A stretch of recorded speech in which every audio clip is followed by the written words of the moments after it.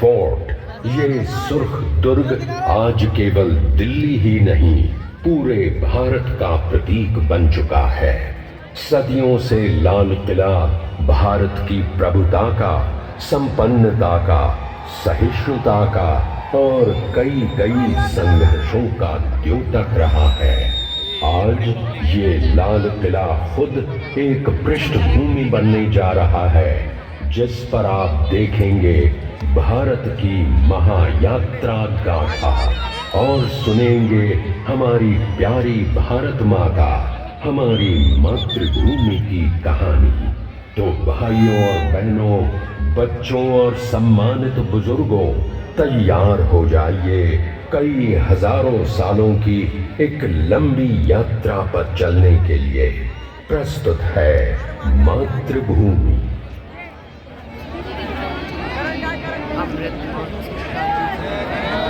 वाह, Narendra Modi, prime minister, ministry of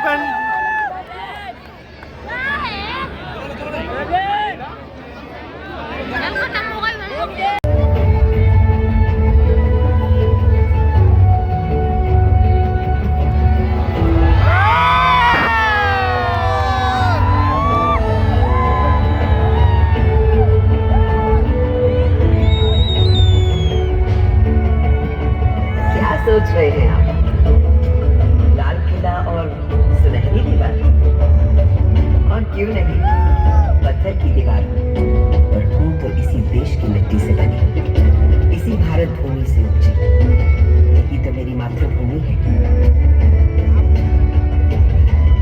और आज जब पूरा भारत एक सुनहरे कल और अमृतकाल की तरफ बढ़ रहा है, तो मैं कैसे पीछे छूट सकती हूँ? सोच रहे होंगे एक दीवार बोल कैसे सकती है? दीवारों के तो कान होते हैं बस। और सच ये सुनहरे अवसर पर हमारा मेरे देश के हर उस शख्स को आवाज जो अब तक सिर्फ सुनने को मजबूर थे, मेरी जैसी गूंगी दीवार को भी।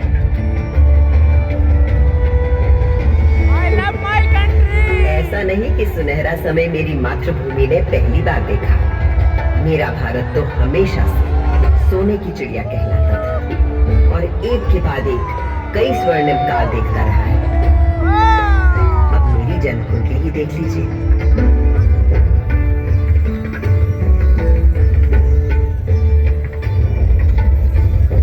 पास छेनी, हथौड़ी, संग तराशू, उस रसधार को बहाने वाले पूरे भारत भर से अनेकों कवि थे।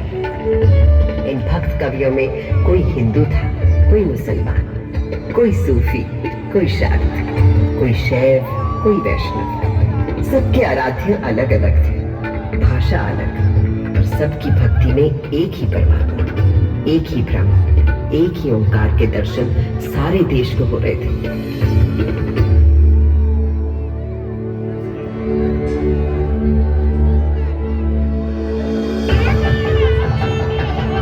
यही तो दिखता है हमारे देश के त्योहारों में, जब एक ही दिन, एक ही मुहूर्त, जैसे मकर संक्रांति पर खिलाते हैं अलग अलग उत्सव रंग।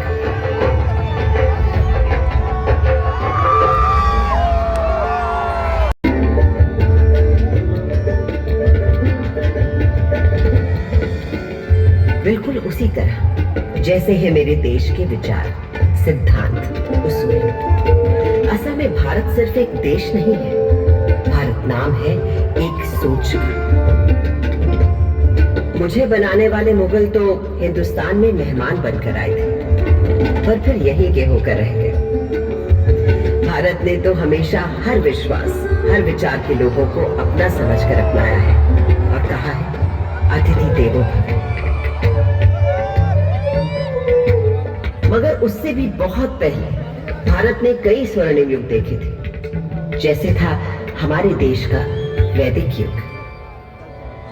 सरित सरस्वती नदी के तीर बैठे जब ऋषि मुनि बंधु, समिधाग्नि आहुति और यज्ञ तपस्या कर हुए सब प्रज्ञ, रचने लगे वो वेद पुराण ऋग अथर्व यजुर और साम, शोध किए सब जीवन तत्व, खोज निकला प्रकृति का सत्व, जीवात्मा परमात्मा है एक, माया भ्रम से लगे अनेक, आत्मा अजर अमर अछेद, अनादि अनंत अखंड अभेद।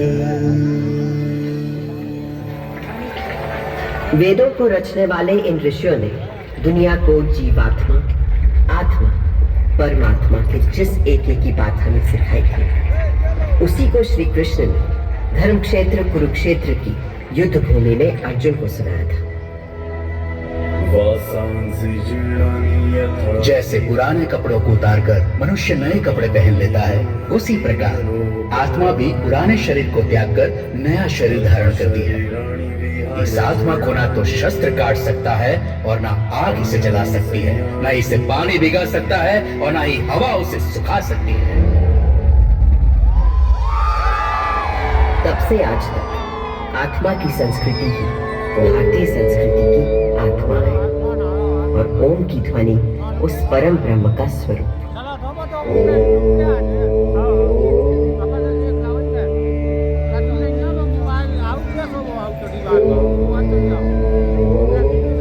आज सरस्वती भले ही आंखों से ओझल हो गई हो, पर नासा के सर्वेक्षण बताते हैं कि सरस्वती अभी तक जीवित है और अब धरती के भीतर भीतर बहती है।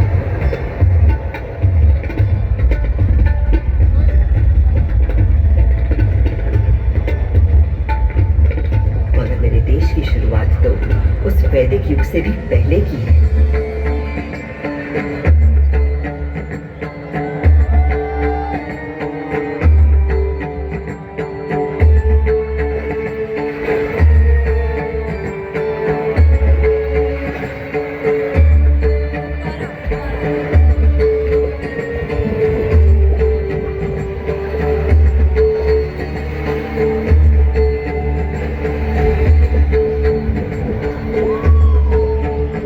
सिंधु के किनारे एक ऐसी सभ्यता उभरी, निखरी, संवरी, जो संसार में कभी भी कहीं भी नहीं देखी थी।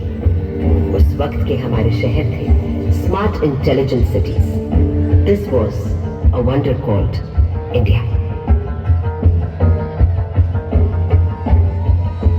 5000 साल पहले जो बुनियाद सिंधु सरस्वती सभ्यता के समय डाली गई थी, वो आज भी हमारे भारत का आधार है। संस्कृति का ऐसा अखंड अटूट सिलसिला आपको संसार में कहीं भी नहीं मिलता। हमारा देश नए को अपनाते हुए भी कभी पुराने को नहीं भुलाता। इसीलिए तो कल का भारत आज भी जीवित है और कल भी रहेगा।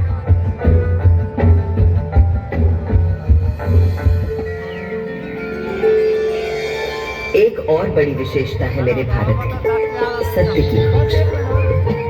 भारत नाम का अर्थ ही है हा, यानी प्रकाश, और उसकी खोज में लगा हुआ व्यक्ति। प्रकाश यानी सत्य की खोज में केवल योगी, मुनि, ऋषि ही नहीं, सुख सुविधा में पले बढ़े राजा राजकुमार भी किसी से कम नहीं रहे।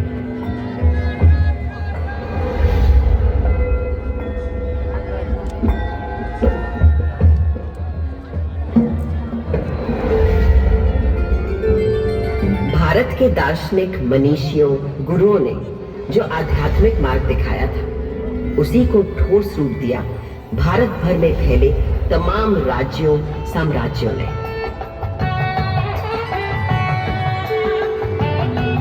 दूसरी तरफ थे हमारे अभूतपूर्व वैज्ञानिक, गणितज्ञ, खगोल शास्त्री और वैद्य। हजारों बरस पहले पृथ्वी की परिधि की सही नाप, मंगल और चंद्र तक का फासला और धरती से सूर्य की बराबर दूरी, सब बिना किसी दूरबीन या उपग्रह का सहारा लिए, केवल अपनी गणित, बीजगणित, ज्यामिति और खगोल ज्ञान से। ये उन्हीं पुरातन खगोल शास्त्रियों से मिले संस्कार हैं कि आज भारत अंतरिक्ष अन्वेषण में एक अग्रणी देश है। सहस्त्राब्दियों पहले कणादि आदि गुरु थे अणु को पहचानने वाले। फिर क्या आश्चर्य कि नई दुनिया में अणु शक्ति को साधने वाले देशों में हम हमेशा आगे रहे। योग में तन से मन और मन से आध्यात्म के योग के सूत्र ढूंढ निकाल रहे थे पतंजलि जैसे ऋषि।